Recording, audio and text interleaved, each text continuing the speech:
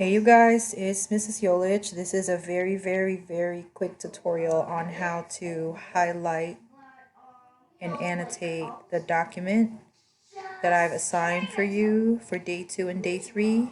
And how do you, you can type your responses on the boxes below. So I'm going to go back up to the first page. So for day 2, you're going to get one page of this document to read, and then you answer the 5, 4, 3, 2, 1 reader response worksheet. So here's your document. And if you didn't see my first video, I kind of already talked about how to highlight this, but I'm going to do it again real quick over here.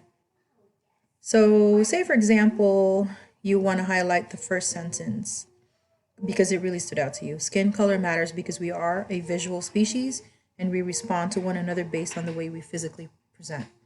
So how do you highlight this guy? So you just take your mouse, click on it, you hold and drag your mouse all the way to where you want it to be. So for example, I just want the first sentence, right? So that should be highlighted in blue. Then the next thing you're going to do is you're going to move your mouse up here. You see all of these letters up here, the B, the I, the U, the A. Next to the A, that's your highlight color. So click on it, pick any color you want. So for today's purposes, I am going to pick yellow.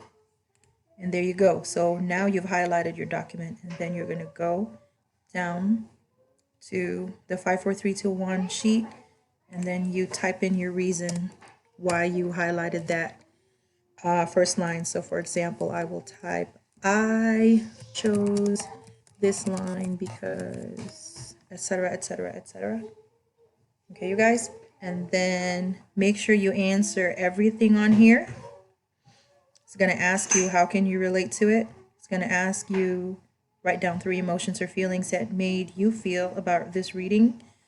If you can come up with 2 questions or points of clarification from the article. And according to the reading, what is the difference between racism and colorism? Okay, so that's it.